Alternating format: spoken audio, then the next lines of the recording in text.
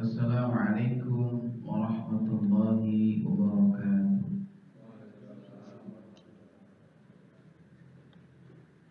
Alhamdulillah alladzi anzala as-sakinata fi qulubil mu'minin liyazdadu imanan ma'a imanihim.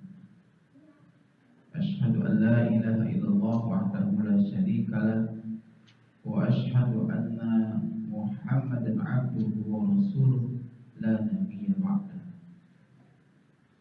Allahumma salli wa sallim ala sayyidina Muhammadin wa ala alihi wa sahbihi ajma'in, amma ba'du. Wa qala ta'ala fi kitabihil karim, a'udzu billahi minasy syaithanir rajim, innamal mu'minuna ikhwatun fa aslihu baina akhawaykum wattaqullaha la'allakum turhamun. Qala aidan ya ayyuhalladzina amanu taqullaha wa kunu ma'as shadiqin.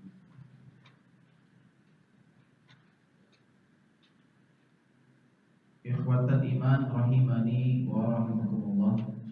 Para sahabatku seiman, seakidah, seperjuangan yang dirahmati Allah Subhanahu wa taala. Kita bersyukur kepada Allah yang telah memudahkan kita untuk hadir di masjid yang mulia ini.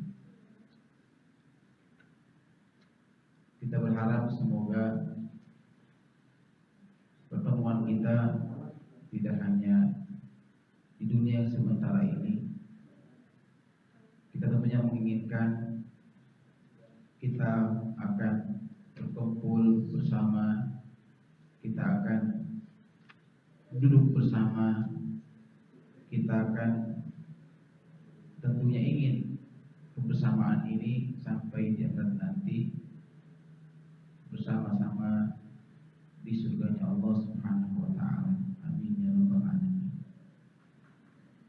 Pada kesempatan malam hari ini kajian kita adalah tentang bahaya kedengkian. Kita sudah membahas tentang bahaya 7, sudah selesai ya, wujud dan terapinya. Kemudian sekarang ini adalah bahaya kedengkian dan kiat cara menghilangkannya. Jangan semuanya salah satu penyakit iblis yang ditularkan oleh iblis kepada kita yaitu adalah kedengkian. Jadi sifat iblis itu samping sombong adalah dengki, ya. Sehingga ketika iblis diusir oleh Allah dari surga karena kedengkiannya kepada Adam, dia bertekad, ya, ingin bagaimana Adam pun mengalami nasib yang sama dengan dia. Ya, makanya akhirnya Nabi Adam, ya, dirayunya dan berhasil akhirnya Nabi Adam dikeluarkan dari surga.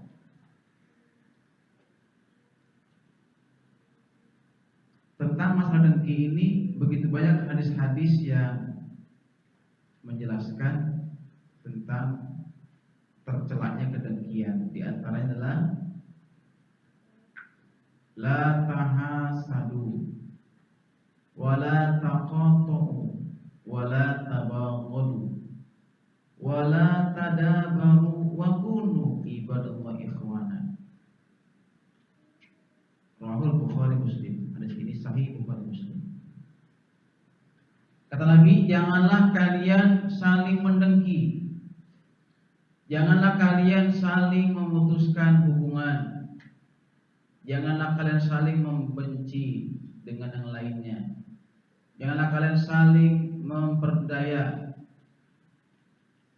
Namun jadilah kalian hamba-hamba Allah yang saling bersaudara. Wa kunu ibadallahi ikhwana. Jadilah kalian hamba-hamba Allah yang saling bersaudara. Karena kita ini sesungguhnya orang mukmin itu bersaudara. Innamal mu'minuna ikhwatun. Sesungguhnya orang mukmin itu bersaudara. Jadi Pak Haji ini saudara sama saya. saudara seiman. Mas Komar saudara saya, walaupun berbeda suku, ya. Mas Komar dari Sunda ya, Mas. Sunda. Iya. Ya. Pak Pur juga saudara, semua saudara di sini. Mas Joko walaupun dari apa? Amerika. Amerika, masuk. Saudara. Saudara seiman. Allah yang mempersaudarakan kita dengan ikatan akidah. Innamal mu'minuna ikhwatun. Semua orang itu bersaudara. Fa aslihu baina akhwaikum. Maka perbaikilah hubungan saudara kalian. Perbaiki. Dan cara bagaimana? Kita bersilaturahmi, saling berukhuwah, tolong menolong, ya, sama ikhwah. Dan jangan saling dengki-mendengki. Ya, kedengkian ini sangat berbahaya. Dia akan menghabiskan, akan merusak, ya, menghancurkan pahala amal-amal kebaikan kita. Rasulullah, iyyakum wal hasad, innal hasad yakul hasanat kama takunul khatab. Hadis sahih riwayat dari Abu Hurairah, Ibnu Majah dan ya dari Anas. Jauhilah kedengkian, karena kedengkian itu akan memakan kebaikan-kebaikan sebagaimana api memakan kayu bakar. Kayu bakar sebanyak apapun akan habis oleh api. Jangankan kayu bakar kering, kayu bakar basah aja tuh hutan berapa hektar di Sumatera, di mana lagi Kalimantan, itu hektaran dibakaran. Itu kebakaran dibakar, Amin. Kebakaran dibakar, dibakar, lautan itu dibakar. Itu hektaran, ribuan hektar, habis itu dimakan sama api.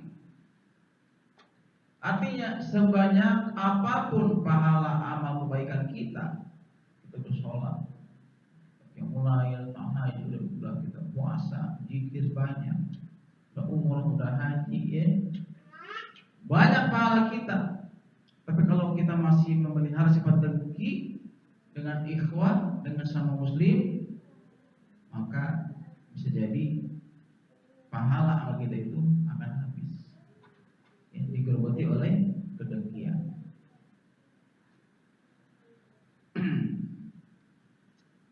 Dan bisa jadi kalau kita selamat dari dengki, kalau hati kita ini udah bersih dari kedengkian, udah jauh dari dengki, bisa jadi itulah amalan yang akan mendekatkan diri kita kepada Allah, dan bisa jadi itulah amalan yang akan menghantarkan kita ke dalam surga. Karena ada kisah zaman Nabi dari Anas bin Malik, dia berkata, suatu hari kami duduk di sisi Rasulullah. Lalu Nabi bersabda, dari lorong ini sekarang akan muncul kepada kalian seorang calon penghuni surga.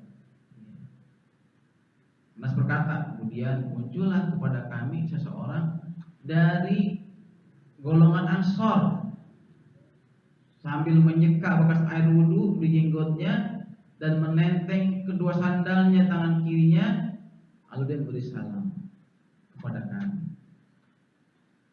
Esok harinya Rasulullah bersabda lagi seperti itu.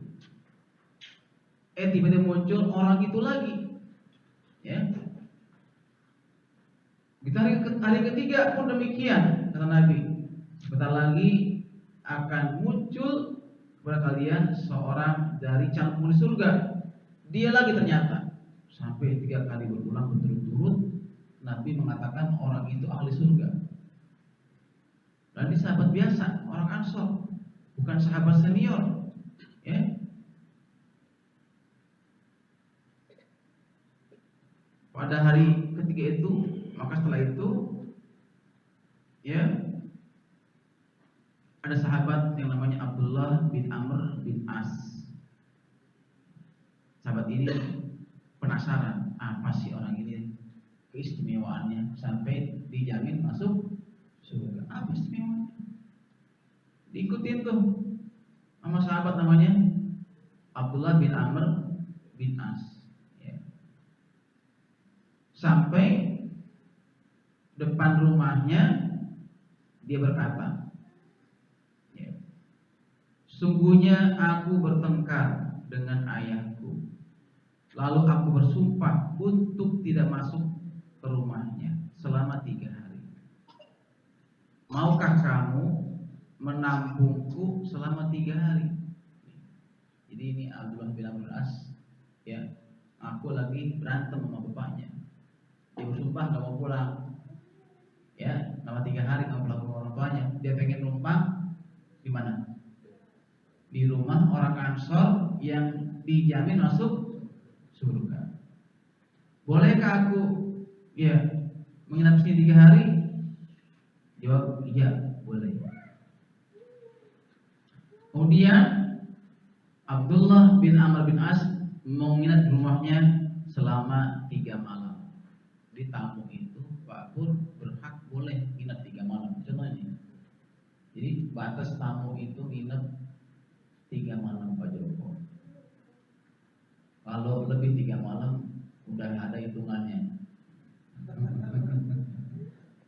Ya, memang idealnya kalau kita punya rumah itu harus ada kamar khusus buat tamu, buat tamu. Kalau bisa mah ya, kebanyakan mau kita kontrak ya, buru-buru tamu nginep ya, buat anak kita juga susah, bener?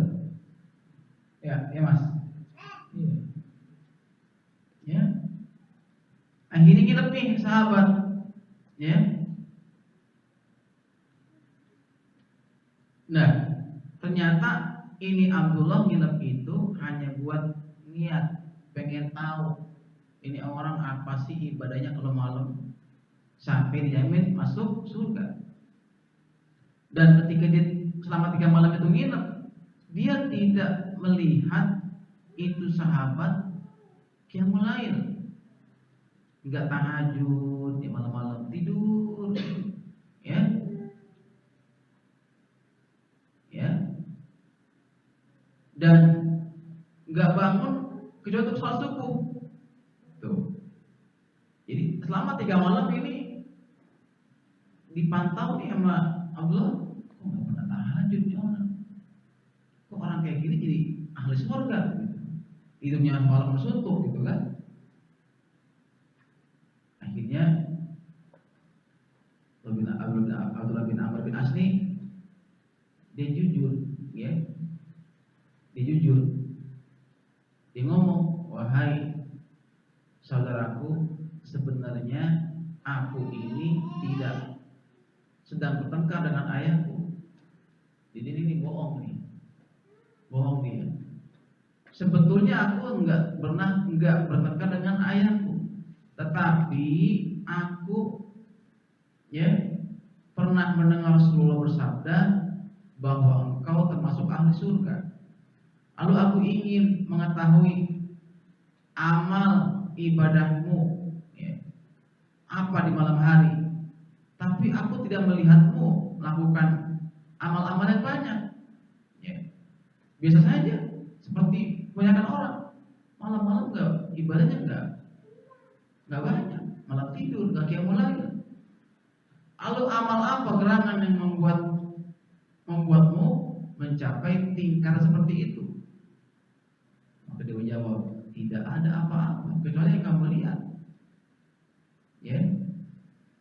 Kemudian ketika aku hendak pulang, dia manggilku, ya, wahai sahabatku, tidak ada, ya, tidak ada apa-apa, tidak ada amalan istimewa yang aku lakukan, ya, sebagaimana yang kamu lihat. Hanya saja aku tidak punya rasa dengki, nggak punya rasa benci kepada salah seorang kaum muslimin yang dikarunia Allah kebaikan. andaikan mereka ada yang menyakitiku, aku maafkan sebelum dituduh.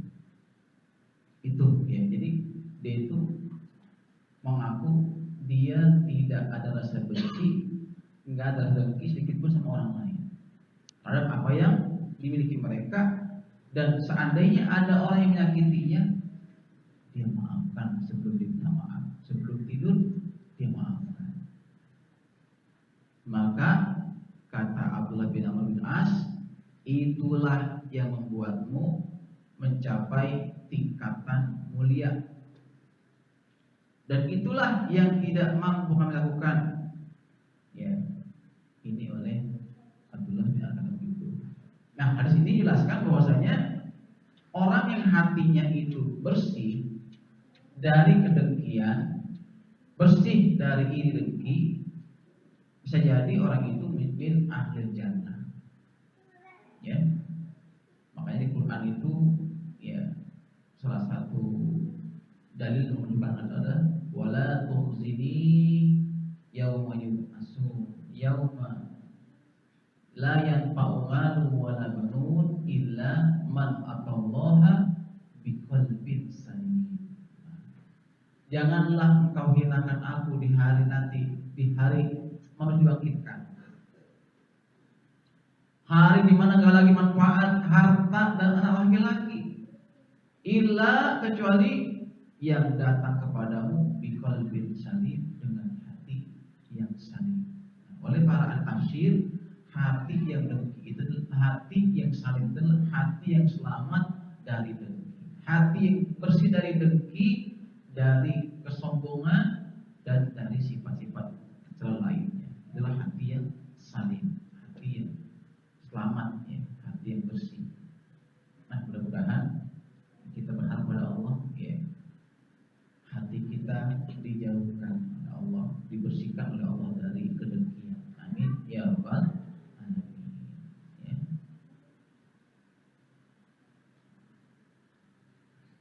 Kemudian ya, hadis yang lain yang menjelaskan tentang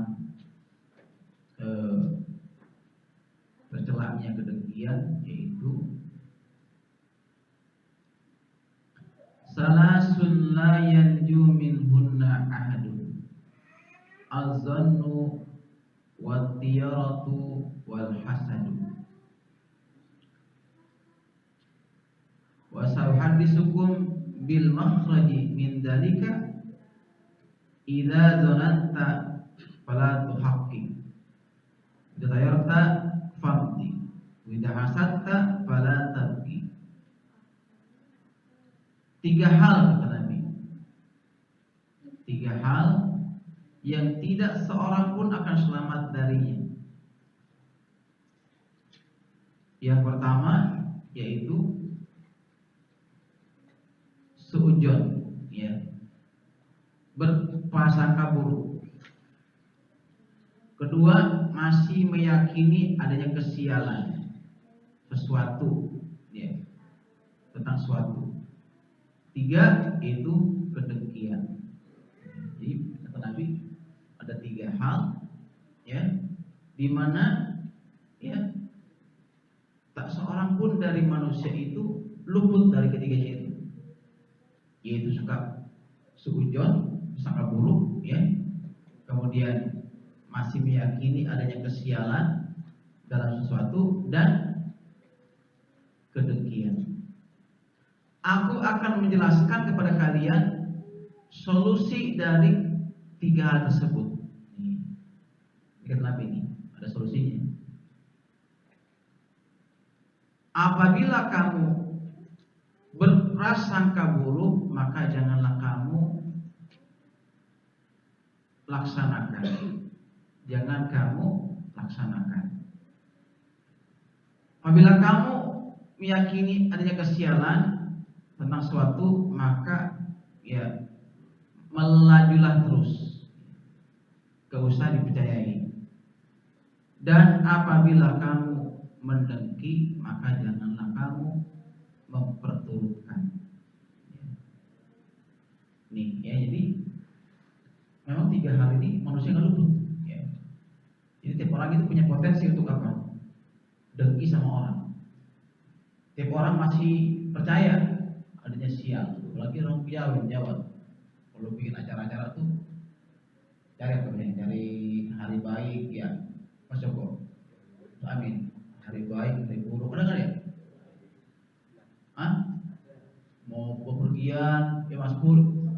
Hari-hari baik. Mau kawinan, cari hari baik. Ya, mau bikin rumah, pindah rumah, pasti begitu. Cari hari baik, hari buruk. Padahal dalam Islam semua hari baik, nggak ada yang hari sial. Lagi orang percaya sama angka sial. Angka berapa sial? Mas Koman? Berapa? Angka 13 ya. Pokoknya kalau nyari hotel mau angka 13. Takut sama angka 13, bukan takut sama Allah. Ya. Jadi hotel tuh ada, pokoknya kalau hotel tuh angka 13 nggak ada yang sewa gitu. Takut sama angka 13. Hah? Iya, sampai lantai nggak ada 13, langsung lompat. Ya Pak Di.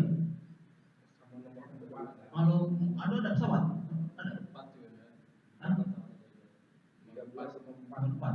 Pesawat ada nggak? 13. Nggak ada juga. Tuh, bayangin. Pesawat ternyata 13 nggak ada. Jadi orang takut sama angka 13. Ada. Gitu. Ada. Hah? Saudi Airlines ada. Ada. Saudi Airlines. Oh iya, udah enggak. Akidahnya kuat, akidahnya. Udah jauh gitu-gituan. Ya dalam Islam itu kita harus yakin bahwa musibah, bencana nggak ada kaitan dengan angka, dengan hari. Ya. Kata Nabi, kalau kamu berprasangka buruk, janganlah kamu ikuti. Ya, jangan kamu ikuti.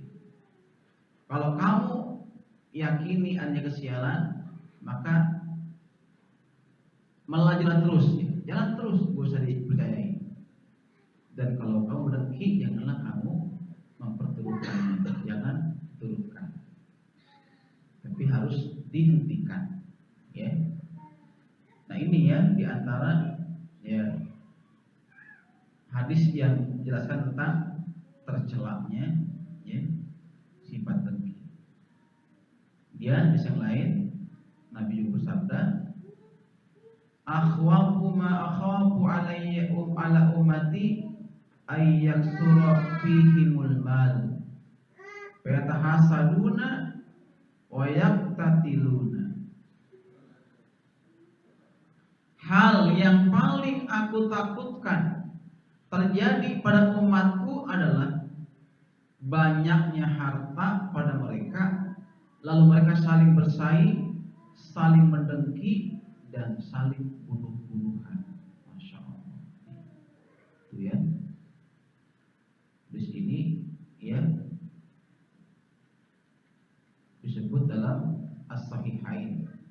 Ya. Kata Nabi, hal yang paling aku takutkan terjadi pada umatku adalah banyaknya harta benda pada mereka, lalu mereka saling bersaing, saling mendengki, dan ujung-ujungnya mereka akan saling berbunuh-bunuhan. Terjadi bisa hari itu terjadi, ya banyak kaum muslimin saling bunuh-bunuhan masalah harta, ya. Nah oleh karena itu, ya kita berharap, ya, mohon kepada Allah, semoga Allah ya hilangkan sifat dengki dalam diri kita. Makanya kita dianjurkan oleh Nabi ya setiap pagi dan sore membaca surat Al-Falaq. Ya. Al-Falaq itu diantara ya yang kita mohon adalah agar Allah jauhkan kita dari kejahatan orang dengki apabila dia dengki. Wa min syarri hasidin idza hasad. Ya Allah, jauhkanlah aku dari tipu daya, dari kejahatan orang yang dengki apabila dia dengki. Kenapa? Karena ketika orang itu dengki, dia bisa berbuat nekat. Dia bisa berbuat tega. Ya. Enggak hanya kepada orang lain, bahkan ke saudara sendiri. Karena sejarah telah membuktikan bahwa terjadinya pembunuhan di dunia ini, pertama kali adalah faktornya kedengkian. Darah tertumpah pertama kali di bumi ini, faktornya adalah karena kedengkian. Darah Habil tumpah, darah Habil yang keluar dari tubuhnya dibunuh kakaknya Habil, itu faktornya adalah karena kedengkian. Terulang kembali di masa Nabi Yusuf alaihissalam. Nabi Yusuf pun dilemparkan ke dalam sumur, ya. Sebelumnya disiksa oleh kakaknya, pukul, diinjak, ya. Setelah itu dimasukkan ke dalam sumur. Faktornya apa? Karena kedengkian. Kedengkian. Sehingga saudara-saudara kandung mereka, ya, abang-abangnya, justru dia yang membuat Nabi Yusuf celaka, ya, dimasukkan ke dalam sumur, ya. Ini sejarah, ya, telah menulis bahwasanya orang ketika dengki dia akan tega, ya, berbuat kejam kepada orang yang didengkinya, meskipun itu saudaranya, apalagi orang lain.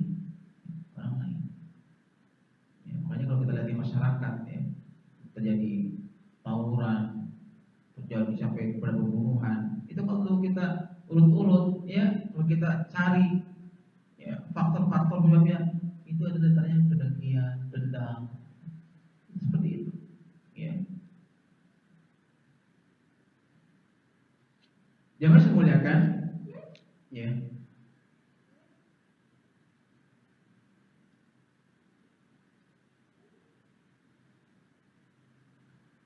Kemudian, ya,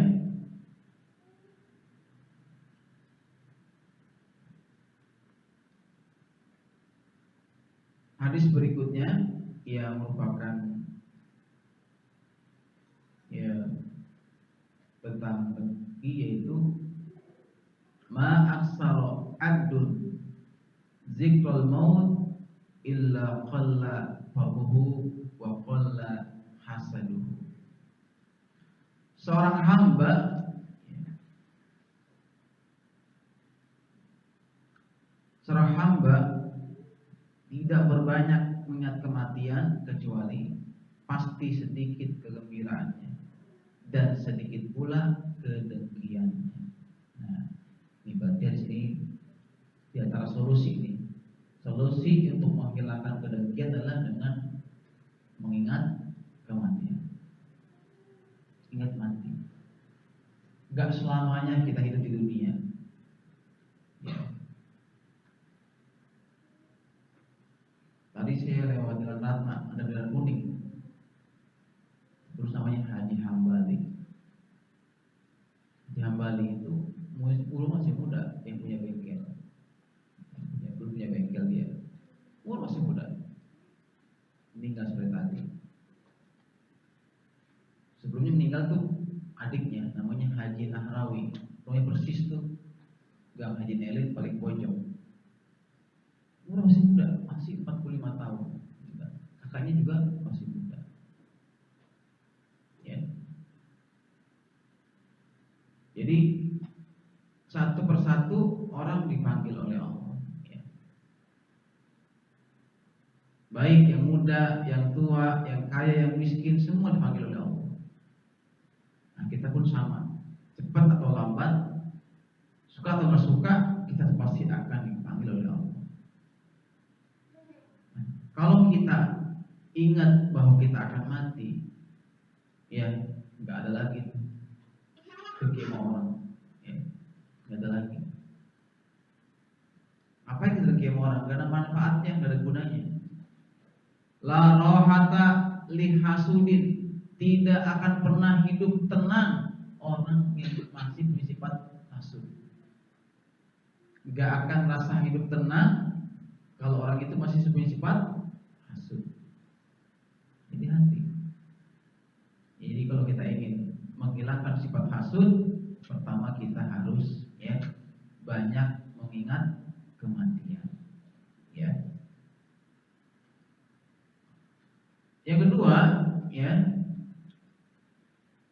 kedua, cara ya, untuk menghilangkan sifat hasud di samping kita mengingat kematian ya, adalah mengingat tentang bahaya ya, yang akan mengancam kita kalau kita masih memiliki sifat hasud. Ingat bahayanya, ingat dampak negatifnya, baik dunia sampai di akhirat. Apa bahayanya buat kita kalau dengki? Apa bahayanya? Mas Komar, apa bahayanya itu buat kita? Akan menghabiskan, akan menghilangkan pahala-pahala amal kebaikan kita. Itu bahayanya. Ini kedua nih, kalau kita ingin menghilangkan sifat dengki, kita harus ingat betul. Kita harus sadar betul betapa bahayanya dengki kalau dipelihara. Itu bahayanya apa? Akan menghabiskan, akan menghancurkan pahala kebaikan-kebaikan kita, pahala amal-amal ibadah kita. Tuh. Cuma dengki ini, ya kadang-kadang ini juga Pak Pur ya, ya walaupun orang itu berilmu, kadang-kadang dengki juga ada. Ya, dengki itu biasanya kan sama yang sama levelnya gitu. Misalkan, ya dengki itu bisa guru sama guru, nggak mungkin guru dengki sama tukang beca gitu, karena nggak selevel gitu kan. Guru sama guru, ulama sama ulama, ada kayak gitu. Penceramah, ya. Terus pedagang sama pedagang. Jadi yang sama, istri sama yang lain begitu.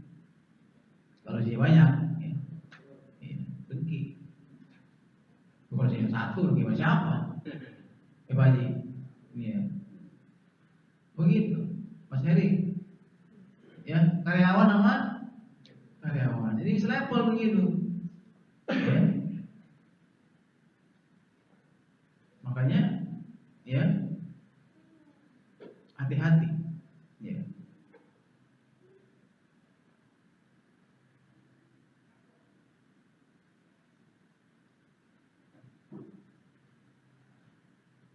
Namun, ya,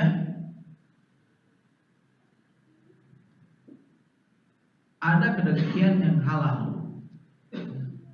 Ada kedengkian yang halal atau dibolehkan.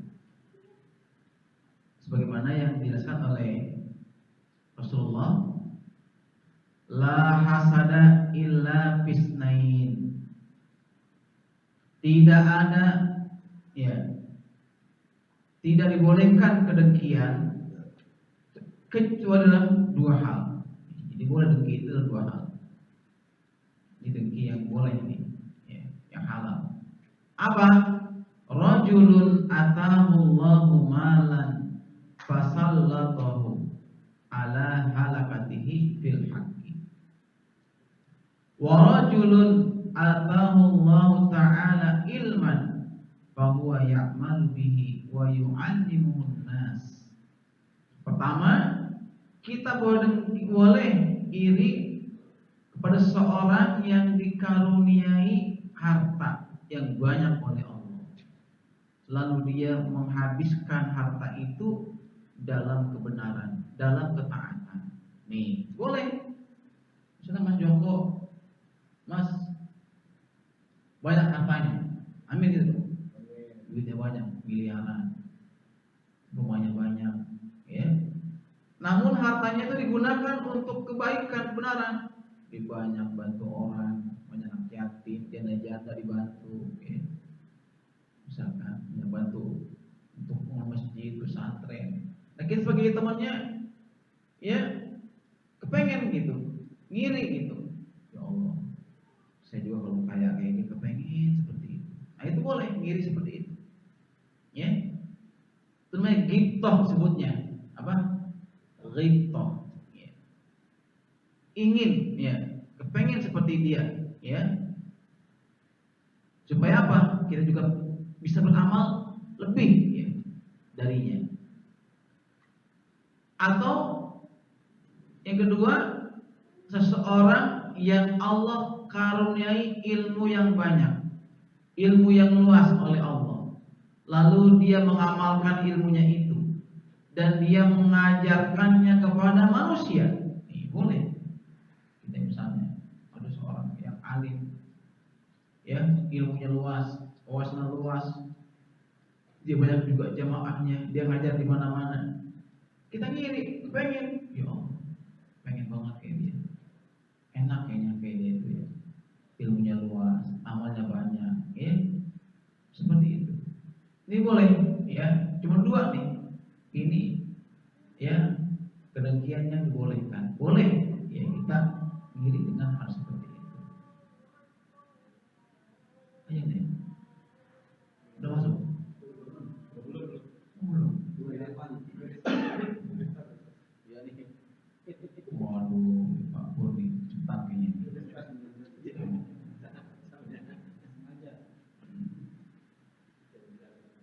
Baik, ya. Sambil nunggu aja, ini masih panjang nih bab ini, belum tuntas ya. Nanti kita lagi bulan depan. Sambil nunggu aja berkumandang, kalau ada jemaah yang ingin bertanya, dipersilakan. Apa dong yang mau nanya? Ya, Mas Heri, ini mau nanya ini, tahu bahwa nanya. Silakan. Perbedaan antara iring dan jamak itu apa ya? Sama ya? Dulu ya.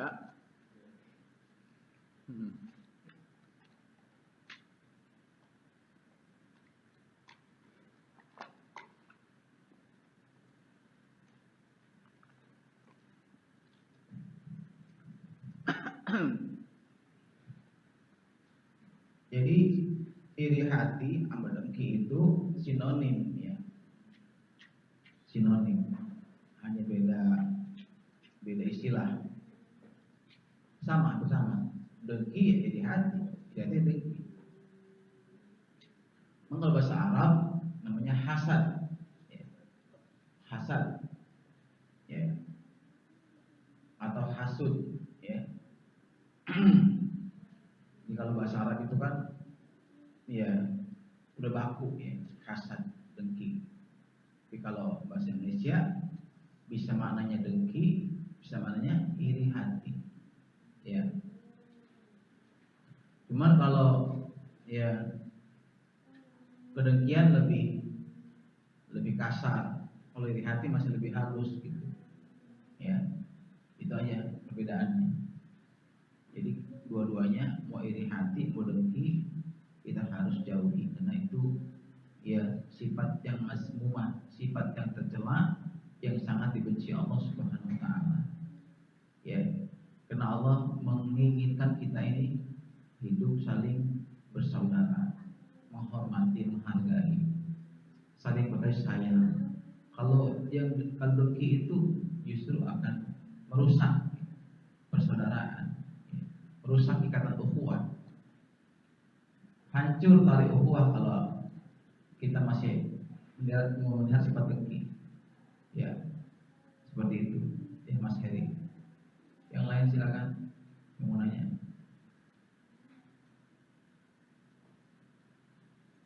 Itu lama nih, baru muncul lagi. Ya, ini. Mas. Tinggal dikulik. Dikulik. TPC. Subhanallah.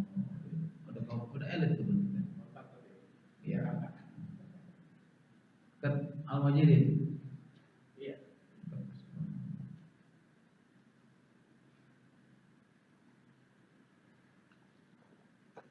Udah masuk bisa? Berapa lagi? 5. Satu lagi. Ya, satu lagi mau cukup deh ya. Sampai sini ya. Mudah-mudahan apa yang disampaikan bermanfaat.